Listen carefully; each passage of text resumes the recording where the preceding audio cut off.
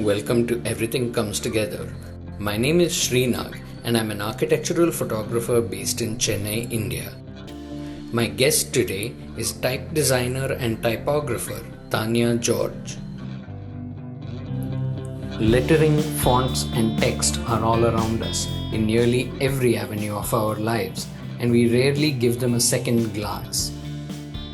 Every beautiful font we casually use in documents, or every font we may scoff at when used inappropriately, has actually been the subject of days, weeks, or even months of work. Tanya is one of the people who works hard to design a better looking textual landscape around us.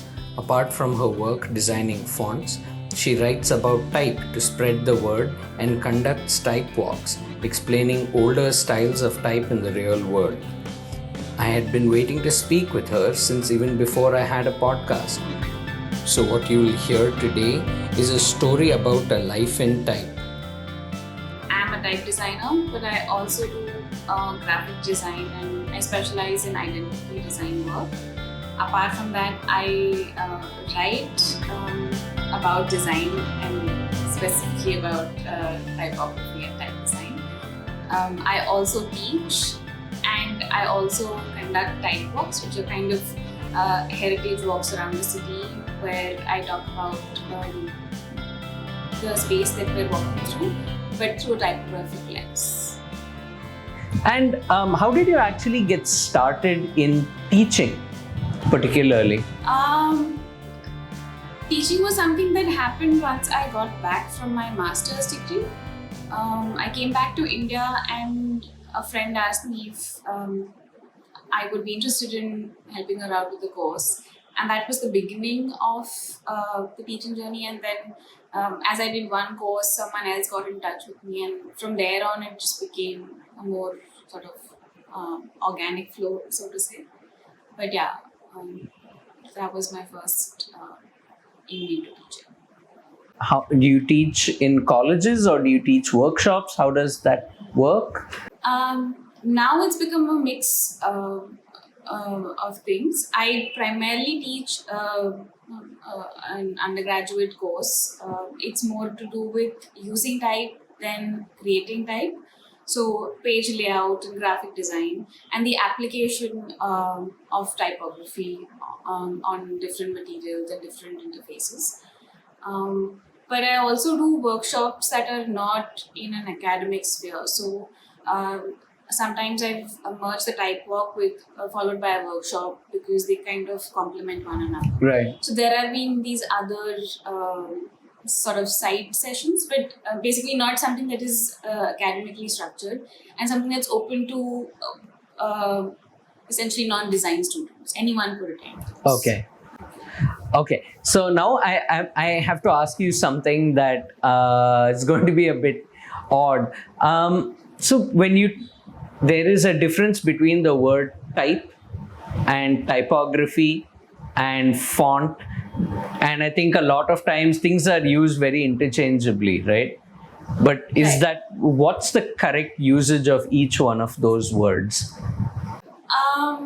So, I mean, I use type and typefaces and fonts interchangeably as well because it's just convenient. A lot of times people don't know what type refers to, but they know fonts because they have that drop-down menu in their software. But the difference was more important a couple of centuries back when fonts were a physical object. So when back then you could hold them because they were made out of a combination of metals and they were like building blocks. So you build a word by placing one piece with the letter on it next to another piece and put gaps in between, build a whole sentence, include line spacing and build a whole page and so on and so forth. Print books or posters and stuff like that, like things that you could hold in your hand. Back then, that object that you held in your hand was the font. The design on it was the typeface, and that is still true today. But because there is nothing you can hold in your hand anymore, a font is not a tangible object, but something that you it's a file that you or a piece of software that you load onto your computer. that distinction has sort of blurred, and you could call it either. But essentially, even today, that file would be the font file, and the design that comes in it would be the typeface. Well, I think that does clear things up, because it's like when people use different words when they talk about in different photography terms as well, right? Yeah. When they actually use the word, we want you to focus on something, but they don't actually mean they want you to focus on that. They want more lighting on it. They Right. want more emphasis on it. But Right. they use that in Photoshop as well. There are different terms that they use, and it's sometimes a little confusing, because I may know the correct technical term and I'd actually carry something out, but the Yeah. client or the person you're collaborating with actually means something else entirely. No, I agree, and I completely identify with the feeling. But it depends on who I'm talking to, and I might expect that from somebody who I might be interviewing for a job, possibly, but not. I'm not going to sit and correct every person who's going to sort of use them interchangeably. So how do you describe yourself as what do you identify as when it comes to your work? That's a great question, and also a terrible one, because one of the things I least enjoy is trying to write my bio and how to explain to someone what all I do. Sometimes it's difficult for my parents as well, to explain to people, because I do a whole bunch of things, as I said earlier. But I would like to think of myself primarily as a tech designer. Um, and yeah, and then comes the graphic design, then comes the writing, then comes the teaching, and all of the other things. Essentially, with type slash fonts being the center, the focus of everything I do, I have all these things in the periphery, and yeah, some I would say I'm a type designer slash typographer. I know that doesn't bring it down to one, but I think that's simple enough considering the number of things you do. Okay, let's just go right back to the beginning now, and let's talk about how you actually got interested in type, and what made you actually move in that direction. Um, I really don't remember a beginning, but I think I was just always really interested in letters. Um, I remember scribbling on the margins of notebooks, on the last pages of my notebooks, lyrics to songs, or album covers or song names, and doing fun doodles with the letters itself and making them merge with one another. And now I know they're called ligatures, but back then I just thought, oh my god, this is so cool. I've made these two alphabets merge with one another. Yeah, and I always did that, so much so that what I use as my logo today started off in the margins of my notebook somewhere in the 7th standard. And I, of course, iterated on it. It's still not the same, but the inherent structure is pretty much that. And it excited me as much back then as it does today, which is why I continue using it as the design. Yeah, I think it's quite fascinating that you're interested in something in such a little niche of type alone, even though it's not a niche, because you see type everywhere, right? You see fonts, you see text all around you, and everything there has been deliberately made in some way. But still, it's so easy to think of it as almost like a tiny little subset of people who do it, and you're interested in it. Did this come from an interest in art? Were you much of an artist? Did you like draw and sketch and stuff? I did. I drew and I sketched quite a bit as a kid, and I got a lot of encouragement from my parents, from family and friends as well, who appreciated the skill and the talent, and that was always sort of nurtured because they appreciated it. I was really happy with that appreciation, and it sort of fed me into doing it more and more, and eventually getting into it professionally. So that's how I also ended up going and doing an undergraduate degree to start off with and build on from there. Okay. And since you mentioned your parents and your family, were any of them involved in the arts in some way, or did they just encourage you because you were interested in it? Yeah, no, no one in my immediate, actually, no one I know really was in the design field. That was something that worried them, that they had no clue how to possibly help me along in the field, what any parent might feel like. But they still trusted that I would figure it out. But nobody in the family was really in this field. I think that's pretty great. They didn't try to they didn't even try to nudge you in the direction of the traditional, as I think we talked about this earlier, the engineering and medicine. Yeah. No, I think I was very clearly sure in school itself that I didn't know what I wanted to do, but I was very sure what I didn't want to do. And medical and engineering were definitely not it. Briefly, my dad suggested I might want to do a BSc in maths because I did enjoy the subject, but it was never really required of me. In fact, I remember my grandfather thinking, she should try and become an IAS officer and all. And my dad told my granddad that this is not something she's interested in, don't force her. So in that way, I think I was really lucky that my parents were fairly supportive. They were very supportive. In fact, they put me through college essentially. So I'm very grateful for that. Yeah, I get that.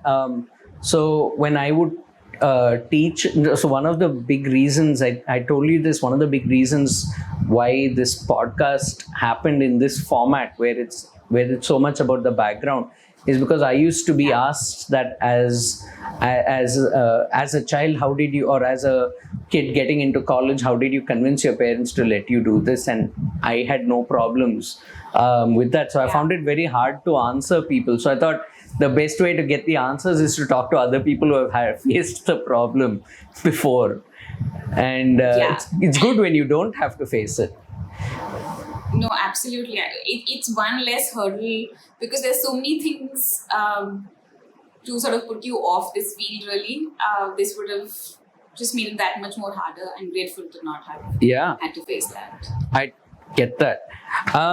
So at this point, you finished school and then you're heading off to college. And what did you actually study? So I applied to a whole bunch of places and finally, and basically I gave, the only entrance exams I gave were to different design colleges. And I finally made it through JJ, which is the JJ Institute of Applied Arts in Bombay. And I studied that. My degree, my undergraduate degree is, it's a BFA in brackets AA because it's a Bachelor in Fine Arts, brackets Applied Arts. Because you get to apply all this art knowledge into the design sphere, into basically it trains you to get into advertising in some way or the other. And within the college itself, we had specializations, and back then one of them was calligraphy, typography, and lettering. And at an undergraduate level, I chose that as my specialization. And this was your primary choice of college to get into? Yes. I mean, so I applied to NID, I applied to Symbiosis, I want to say, I applied to NIFT. I really didn't know, like my family didn't really know how to go about it and what might be a great school. NID, of course, was known of everywhere, so that was something I aimed for. I got through the entrance exams for all these places, and I did terribly in the interviews. So then in the end, JJ happened. Thankfully, they didn't have an interview round, which might have changed my trajectory altogether. But yeah, it was not, there was no first choice really. I was just happy JJ happened and I got to design art, because I as a backup, I had signed up for a BSc course, and I'd already done a month of BSc when JJ results came out, and that's when I ended up going to Oh, JJ. wait, what was the BSc course you were in? Mathematics. BSc in life Oh, science. life science. You didn't end up even doing a month of BSc maths before you went into JJ. No. By that, the math suggestion was back in the 10th hand when I did extremely well Okay. in maths. By the 12th, I was really interested in biology as well. So it was, I think I would have really enjoyed becoming some sort of a forensic scientist. But that is not to be. Was your interest in biology also down to drawing diagrams? Yeah, I actually did that for a lot of my friends as well. I used to love drawing diagrams in biology. And that was my favorite part of studying biology was drawing in the lab. So now you got into JJ. What was the JJ experience like? Did it live up to the hype? It uh, it was a very mixed experience. It lived up to the hype for my grandparents, who had heard of JJ and were not completely disappointed that their grandchild decided to go do this course, because they had heard of JJ. But when I went there, I remember the first year being a real struggle for me. Not so much in terms of what they taught and the curriculum, but more in terms of the fact that there were a lot of, most of my classmates would speak Marathi. More importantly, a lot of the faculty would speak in Marathi. And because that was not a language I was familiar with, I really struggled that first year. And if it wasn't for the friends that I made who did understand Marathi and could speak in English and translated quite a bit, it would have been a very hard experience, much harder than it needed to be. And in doing so, I also became better friends with all these people. So I think it worked out in the end. But that language barrier was a real struggle. So this brings me on to like two questions. One is, were they speaking Marathi as part of their teaching process, or was that just like when you were socializing after class?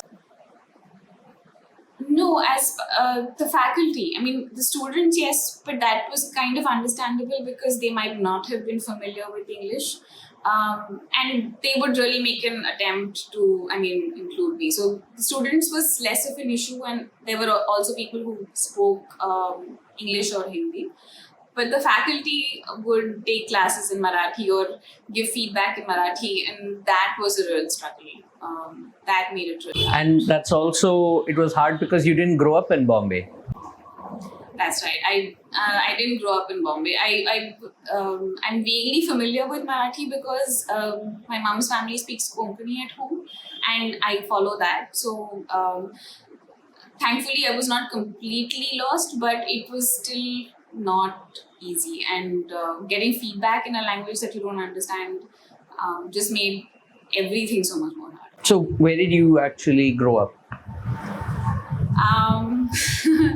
Around the country. My father had a transferable job, so I've had about 10 schools and stayed in places for 6 months. It's been incredible. So Bombay only happened for my 11th and 12th. I moved to Bombay. But before that, I would just visit the city for Christmas breaks and vacations. Okay.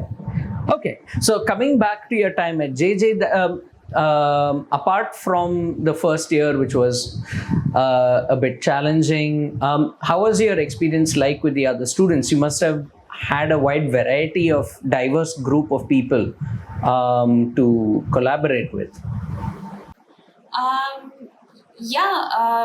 There were people, apart from the different languages, there were people from other parts of the country as well. And honestly, they were just all so skilled.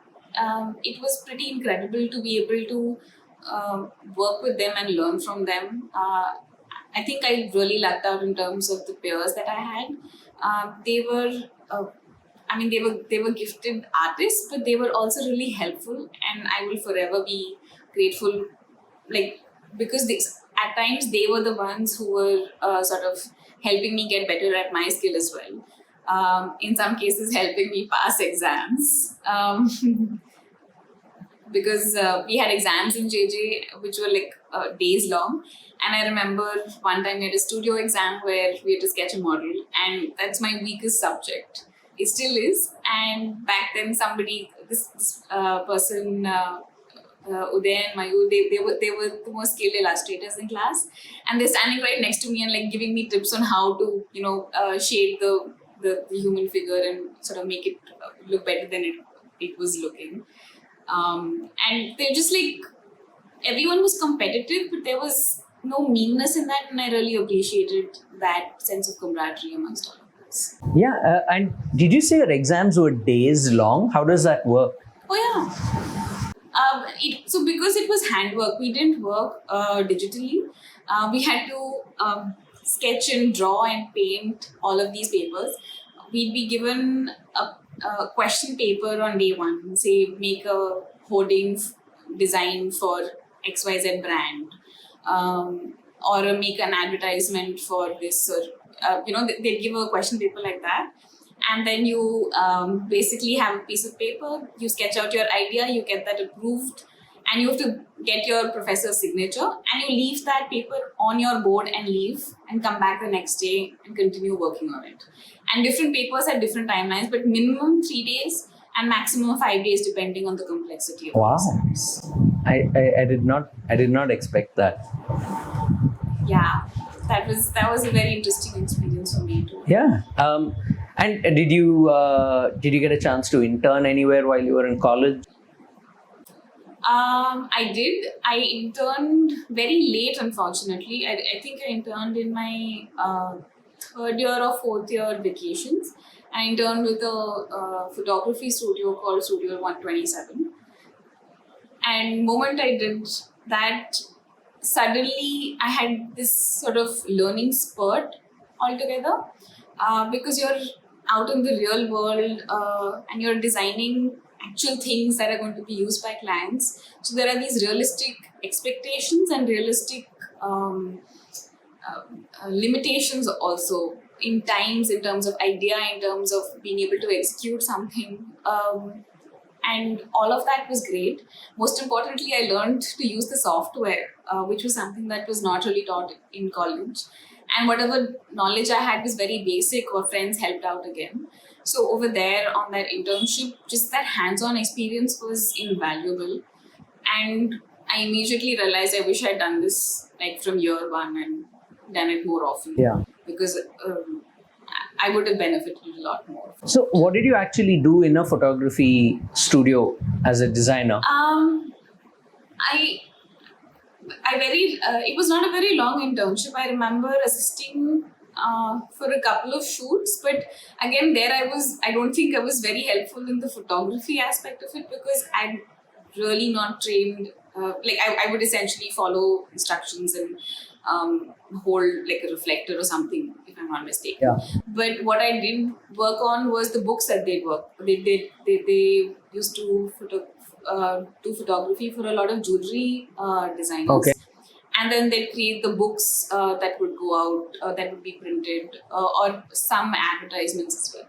So the design for that was where I got to work a lot, which was incredible. It was my first time using Corel Draw. Okay. And that was in itself learning by fire of some sort, because I mean, a lot of people might not know of Corel Draw, might not have used Corel Draw, Yeah. but it crashes a lot. And I remember learning right from the beginning that I had to save every 5 minutes. Just save that file, because you didn't know what would happen and if it would crash. So just very realistic things was stuff that I learned over there. Real world experience. Yeah, I think save regularly is one of the best things anyone can learn. Absolutely. Coulda, woulda, shoulda, but Yeah. I definitely wish I had done more internships. But this must have confirmed that you were on the right track, and this is really what you wanted to do. Yeah, this was something I definitely enjoyed doing. I remember working really late in the night, which was also something I enjoyed back then at least. Yeah. All of that was, I was happy doing all the work that I was assigned. So that was great affirmation. And after you finished at JJ, you finished your internships. This is now the time for you to start your first job, and you got your first job in Goa, right? Yes. I got recruited at our final exhibition at JJ. A couple of people who had studied at JJ itself had come back to sort of see the final year work. And from there, it was this company called Synapse Communications. And it seemed amazing. Like they'd given us a small pitch at our exhibition time. They sort of selected a couple of us from the final year, and then we had a follow-up interview, followed by a round of interviews in Goa, where we were called to Goa. I think there was a test of sorts. I don't remember anymore. And then I got offered my first job over there, and I moved to Goa from Bombay. I remember my dad making inquiries with people who he sort of kind of knew in the industry to like figure out what is this company in Goa and why does it have to be in Goa and why is she moving to Goa and is this a good move and all of that. But my favorite part of that is, why does it have to be in Goa? that was definitely something. Because there's this idea of what Goa is like, and also for me, my experience with Goa so far had been summer vacations with family, because my mom's family is from Goa. So almost every summer we'd go down to Goa, but again it was just summer vacations over there. So it was sort of a shift of mind for me as well, that I'm going to go to Goa and I'm going to be working now. Which was really interesting. It allowed me to experience Goa in other ways as well. How so? How did you experience it differently? Because you're working, you don't really have the touristy life. Right. You don't really hit the beaches every day. You're working in an office, sometimes from morning to very late in the night. My first job, at Synapse, for the first year when I moved there, I was working under what was the founder and some other people who were with him, who would essentially go out and pitch to clients, pitch for more jobs for Synapse. And my my role as a designer was to sort of execute these pitch presentations. And when I would tell all my friends who were working in agencies back in Bombay, and they were just like, why are you doing this? What is this? And to an extent back then, I didn't understand what I was learning in the process of creating those presentations. But now when I look back, I realize there was some amount of, there was a lot of strategy that would have been involved. There would have been a lot of thinking, and I got to see the thought process of people far senior to me, and how they sort of approached a problem, how they pitched for a solution that not only would benefit the client but also use the expertise that the company had. And I would have to visualize this for presentation, of course. And that was incredibly valuable information for me to apply in the future. I would not know this then. But as a freelancer, you need to apply all of these learnings as well. You need to be able to understand what the client wants, and then sort of figure out a solution that works for them. And then also be able to realize that we'll be able to execute it, or what kind of skills and manpower are required to execute it. And this ability to sell yourself is something that I started learning right from that first job that I had, which is I'm always I marvel at the luck of it all. And it's that is an invaluable skill, being able to talk about your own skills and to sell your services, like you said. And to sort of frame that in a way that is useful for someone else. Because I mean, I could talk myself up and be like, oh, I'm amazing and I'm this and I'm that, but how is my skill going to be valuable for someone else? That's what you not need to be able to convey the most. So that was something that I got to learn right at the beginning. Eventually, I moved on to other roles and started designing for other clients. But that first job was sort of in-house designer for those pitch presentations, which was super lucky for me.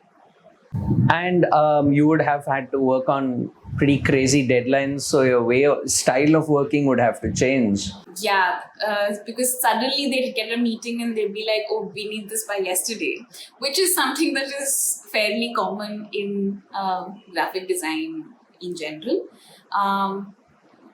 And it was strange. That first year was pretty intense because there were times when I'd be working super hard. I remember I ran a marathon, I ran a half marathon that first year.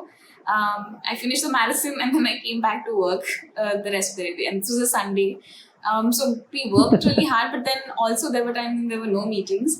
And that place was pretty awesome because they were like, we don't have any meetings coming up. What is the point of you coming and sitting at working? Please take the day off. Or sometimes Wow. it was like a couple of days off because there was no meeting in the future. And that was incredible too because they realized that there's no point in just calling someone and making them sit and work just for the sake of the fact that we're paying them a salary, you know. And Yeah. that kind of that felt less exploitative. Because Yeah. a lot of times people are like, no, we're paying you salary, you have to come in every day, and they'll make you work really hard, but also not let you have any time off. So that was amazing. Like I worked really hard that first year, but they also ensured that we had time off.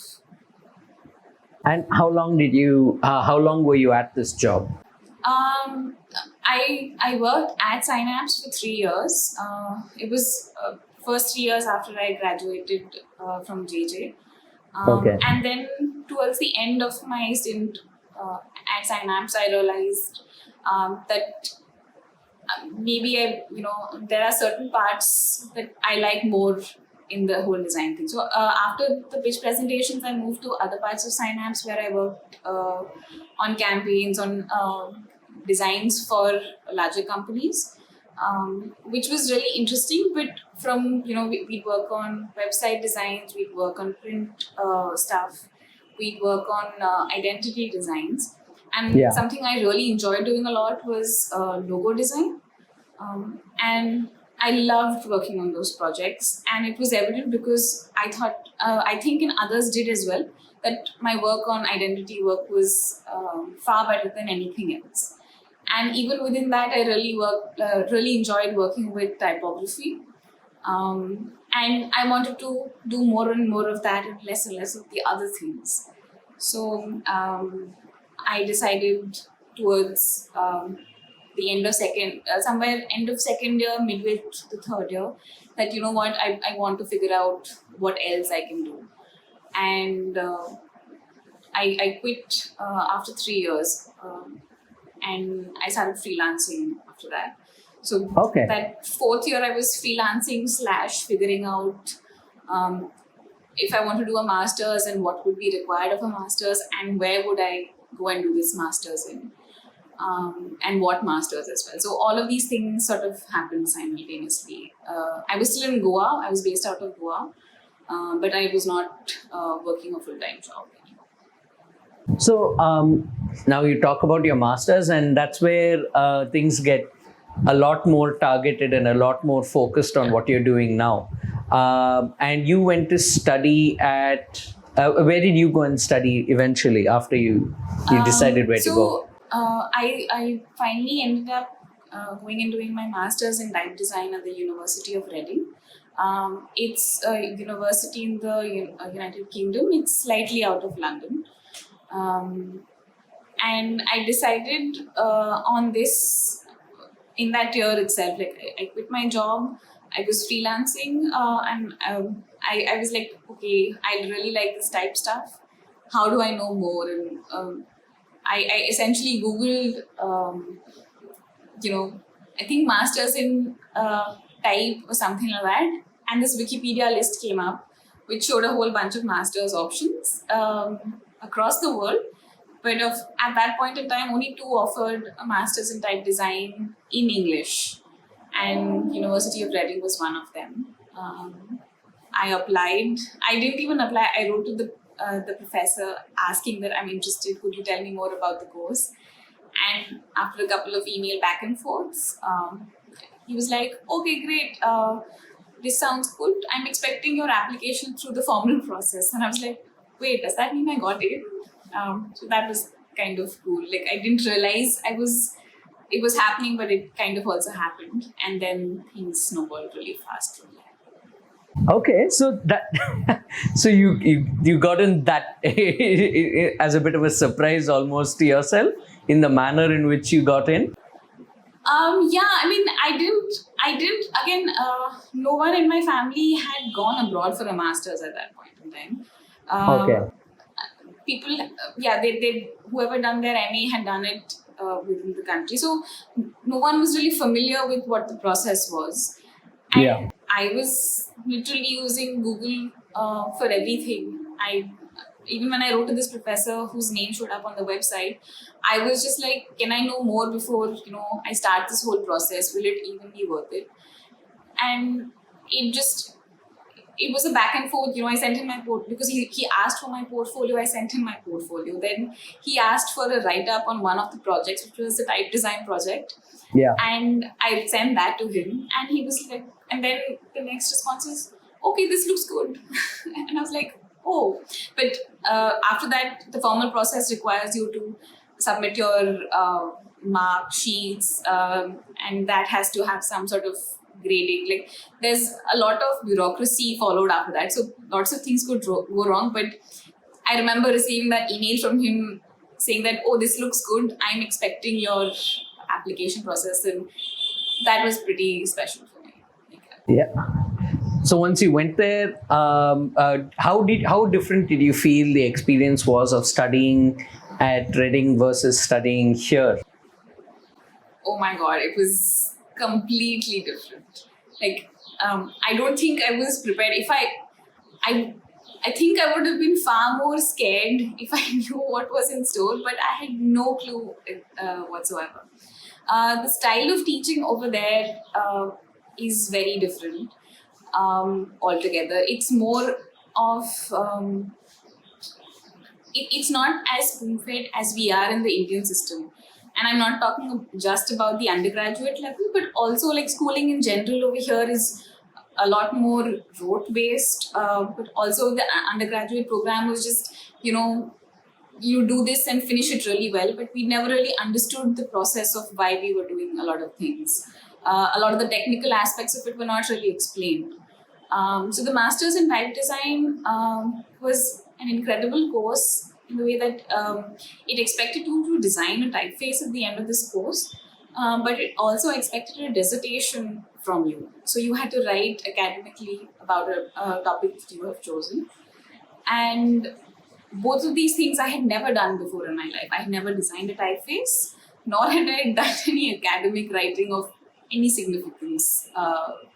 And those were like very steep learning curves for me in terms of the writing as well. I remember having to learn to research in a very structured manner, then write an academic paper where I was introduced to this idea of citing your sources, which, I mean, you need to learn these things, and no one, if you're not taught the process to do it, it takes a while to get comfortable with it. So all of this was very new to me, but it was something I enjoyed immensely, which sort of helped it go a bit smoother.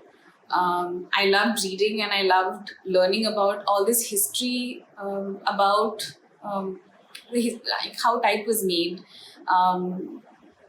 and not just like the English type, but also Indian typeface design and how it progressed from a physical object to what we have as a file today, as a software file today.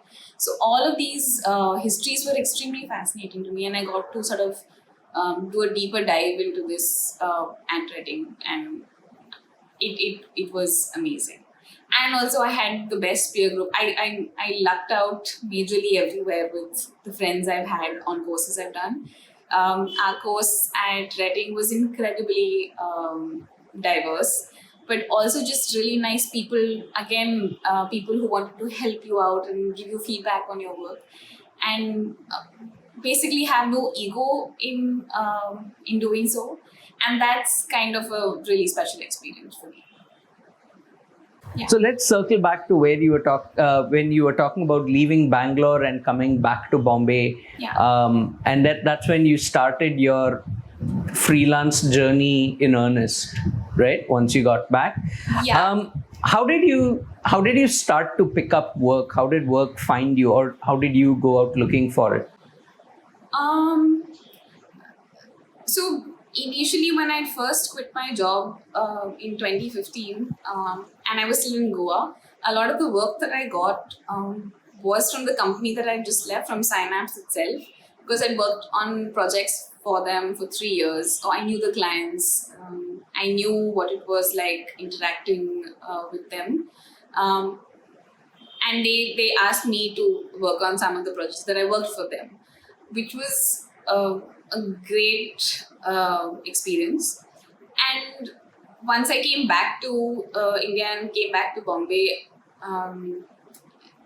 through word of mouth mostly, some of the people who knew me from Goa reached out and asked me if I'd work on a small project for them, logo designs, and it was essentially word of mouth that got around and told people, oh, I was doing this.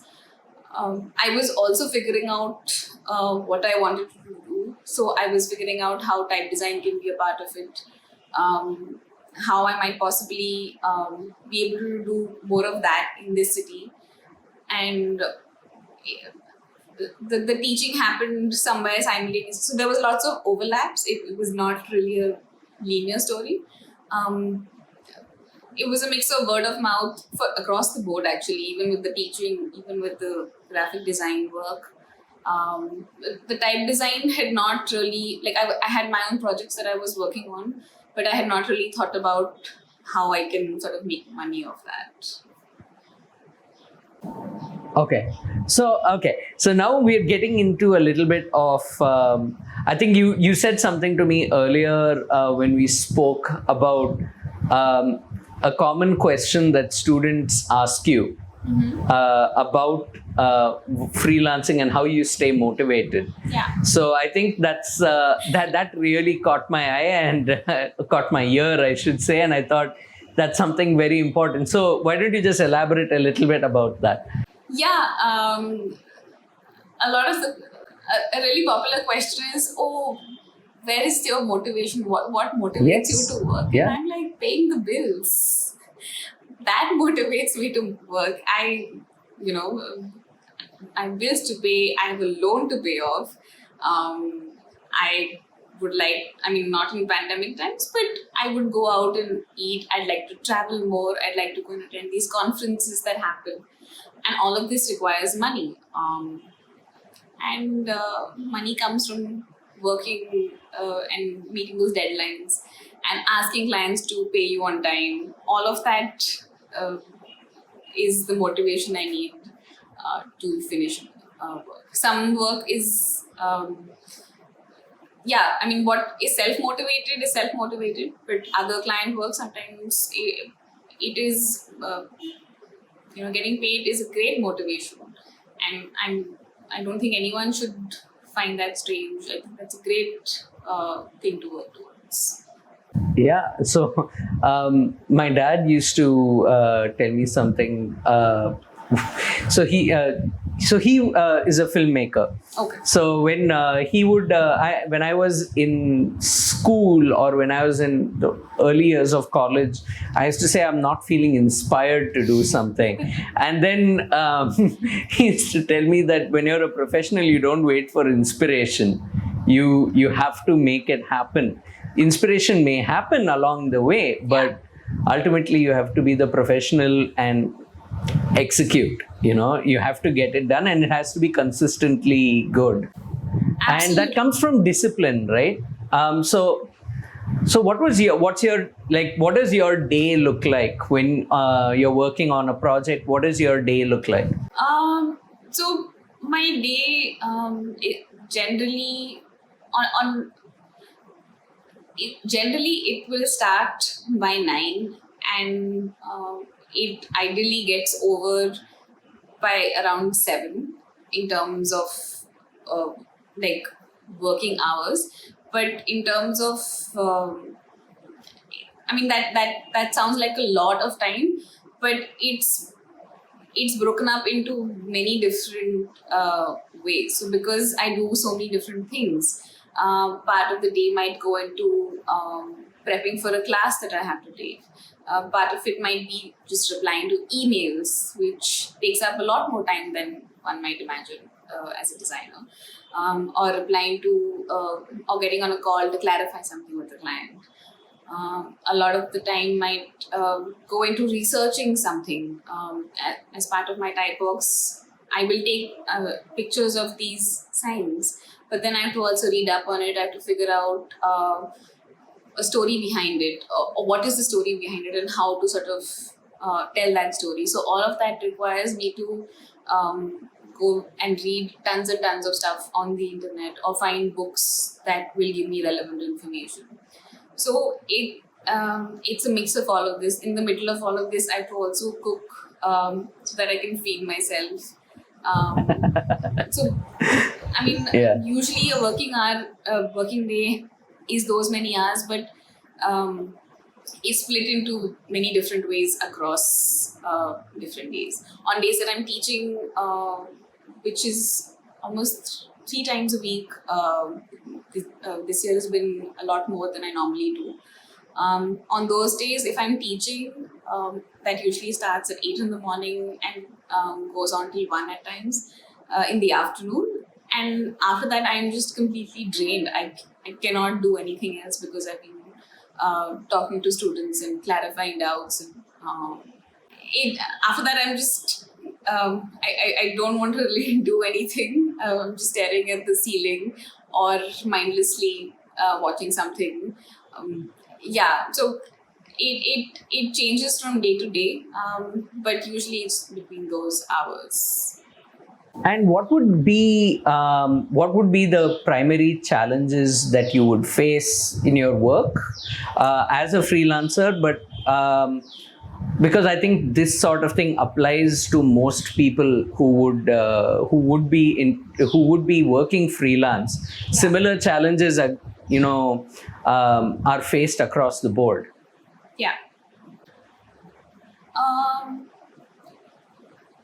it's um, as a freelancer, it's interesting because my freelance life is across two essential roles: graphic design and type design. And while there are some aspects that overlap, they're also kind of different. So, for example, with graphic design work, I find myself that I have to follow up on payments a lot more. Um, that tends to be something that I don't enjoy. Like, in an ideal world, I would have some sort of a manager who would take care of following up on payments, but that's something I have to do. I have to check up on them. I have to also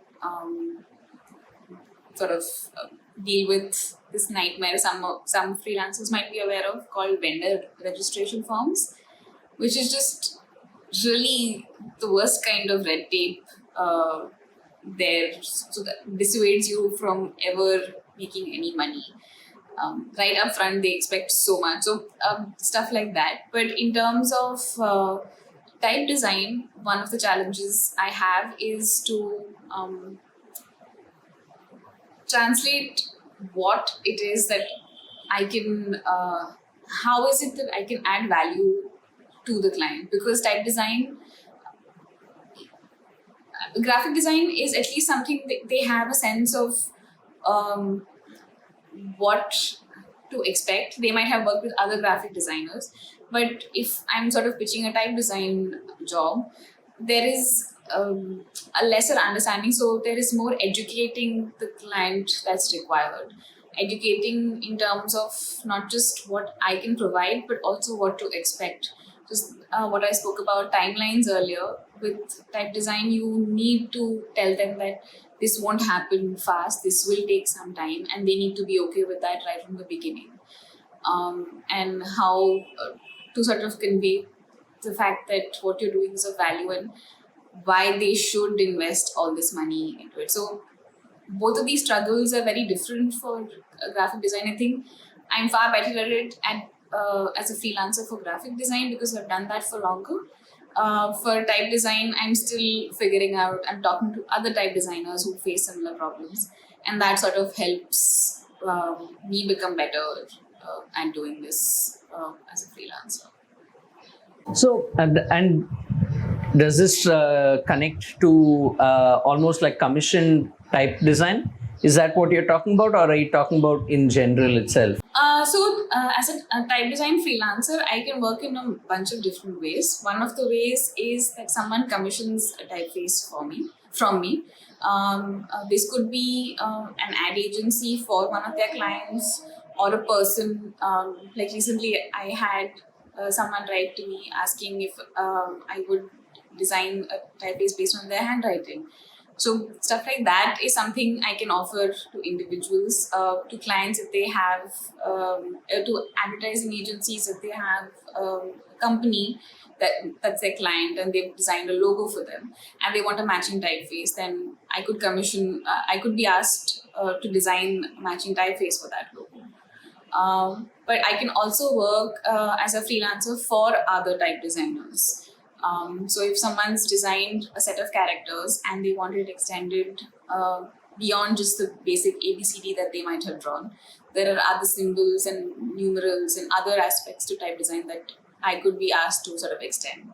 I recently worked on the italic version of an upright design. So they'd already drawn the upright design and I was asked to help with extending the italic version.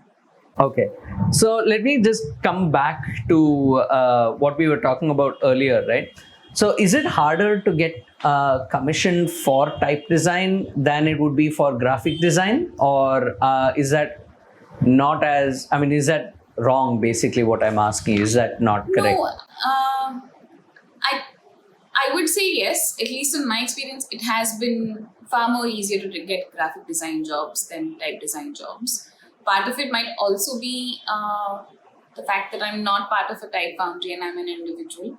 But also, I think the bigger gap is just people being educated about what is possible, or the fact that how this might be actually beneficial than them sometimes licensing a really expensive typeface and then using it for in cases where they're not allowed to use it.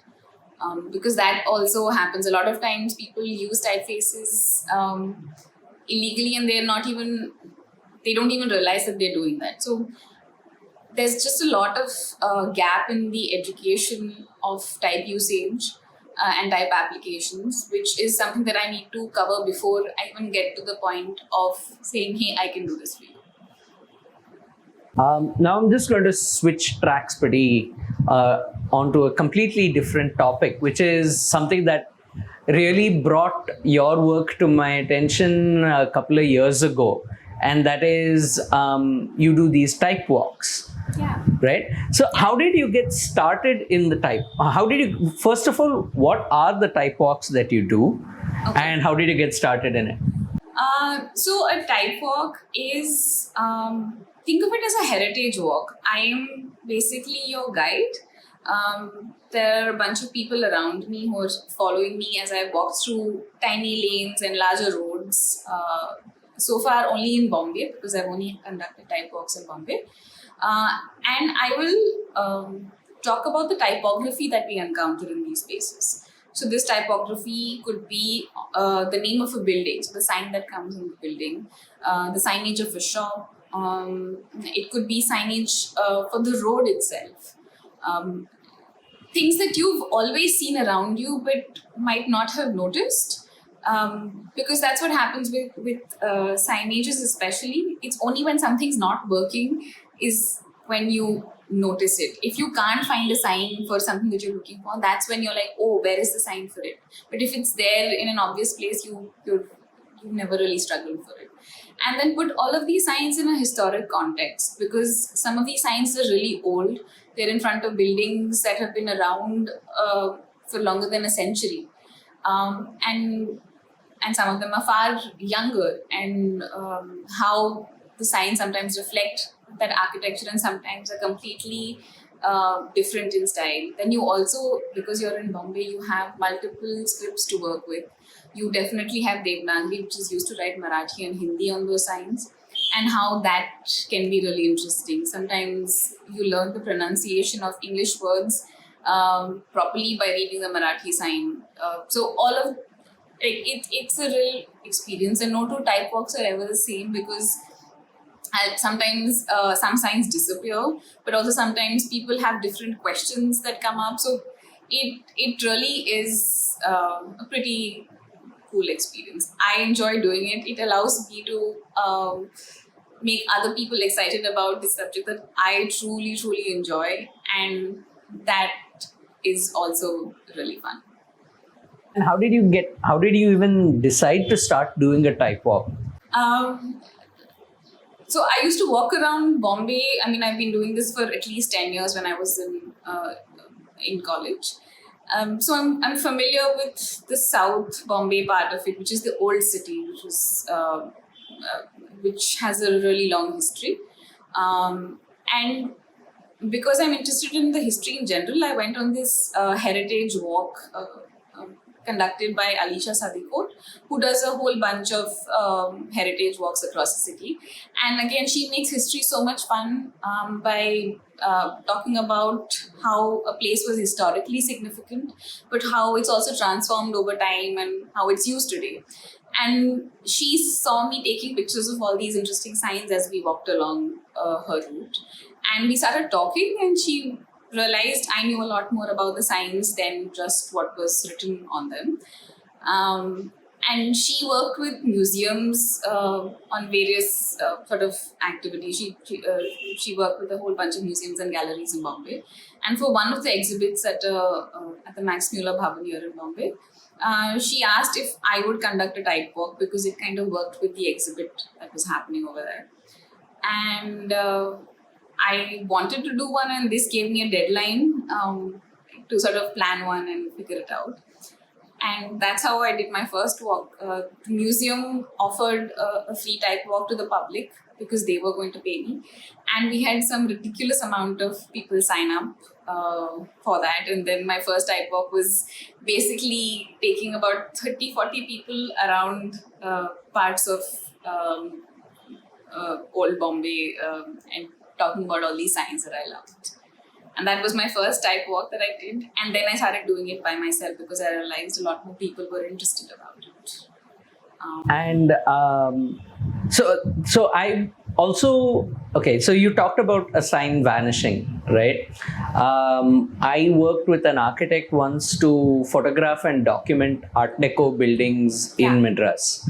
And that was super fascinating because I love architecture in general, but especially I love Art Deco design itself. And of course, Bombay has a huge Art Deco culture, right? Yeah.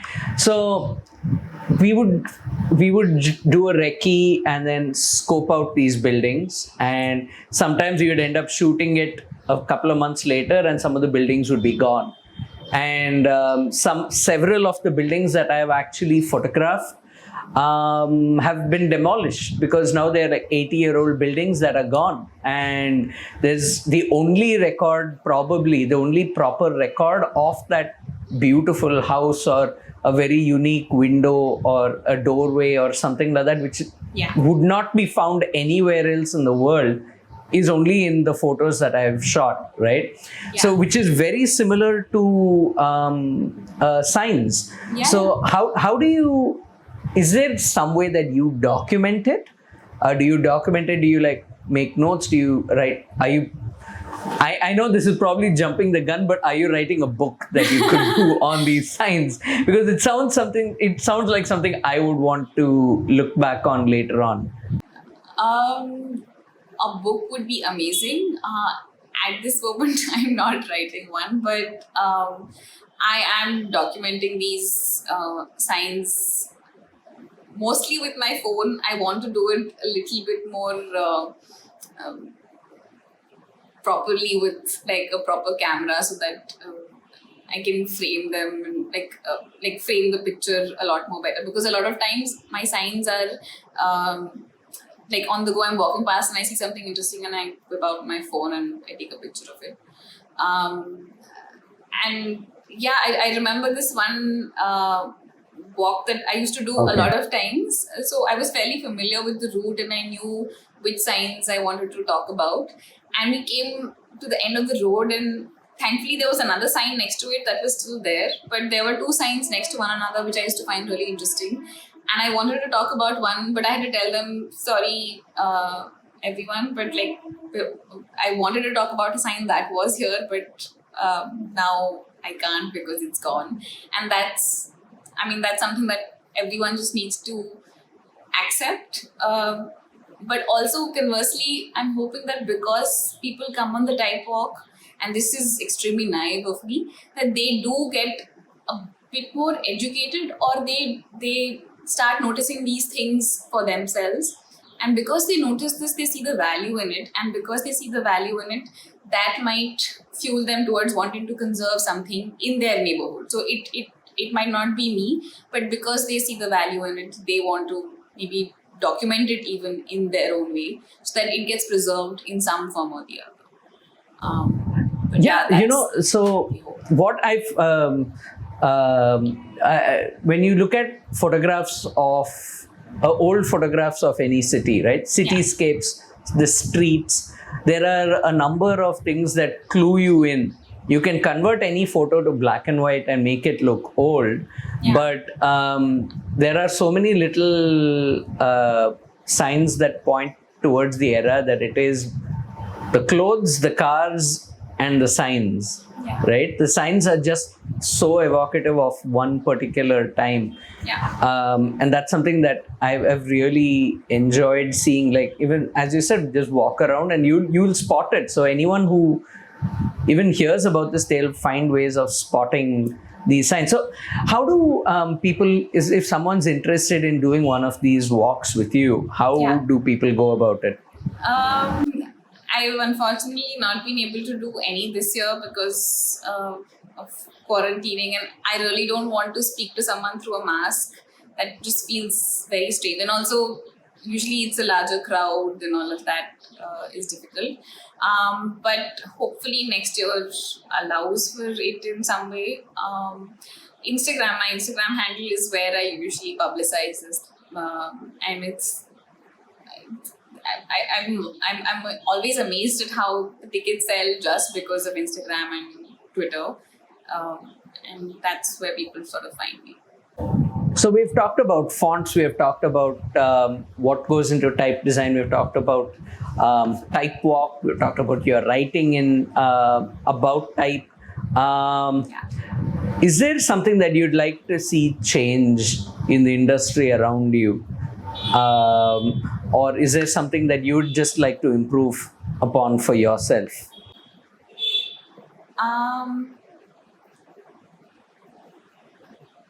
I'd like people to be using more fonts legally.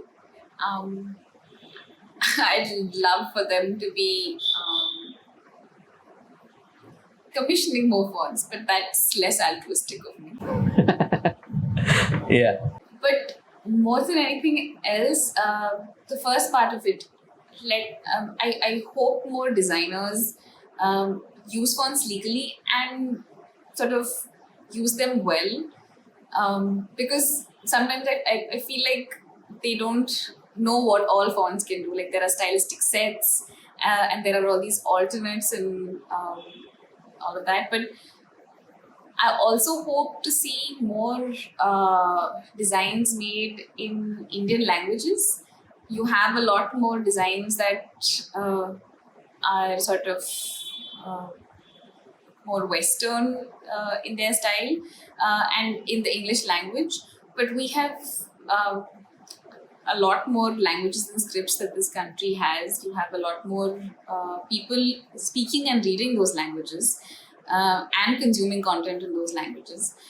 So I hope to see more designers designing for that audience rather than for their Instagram followers. Yeah. When you talk about regional languages and things, Indian languages, do you Yeah. design in those languages also? Yes, that was actually my specialization at Reading. We specialized in language in multiple scripts, and I chose Devanagari. So Indian scripts in general, but particularly Devanagari is something that I designed for typefaces for. So if you have a font of starting with the fact that if you want to make your logo work in other languages, so that in itself can be something that you can think about, and a lot of places do this. But because if you're a national brand, you wanted to go across the country and you might want a logo in a regional language, and you can make it look like your original logo that was designed in English. So that can be a starting point, and then from there on you can also have typefaces that support different languages as well. Tanya, thank you so much for doing this. I've been waiting to talk to you even before I had a podcast, and I'm glad that we were able to make the connection and make this conversation happen. Likewise, thank you so much for inviting me to speak over here, and also this took a while to happen. So I'm very happy that we finally managed to do this, and this was a lot of fun. Thank you. To watch this and other episodes of the show, please subscribe to Sreenag Pictures on YouTube, or you can listen to the audio podcast by subscribing to Everything Comes Together on Apple Podcasts, Google Podcasts, Spotify, or on the podcast app of your choice. The music for the show was composed by Ashray Harishankar from Escapist Music. Post-production by Thiruvikraman Srinivasaraghavan of SNS Arts Development Consultancy, and production assistance by Abdul Jeelani. You can reach me on Instagram @Sreenag or from my website www.sreenagpictures.com.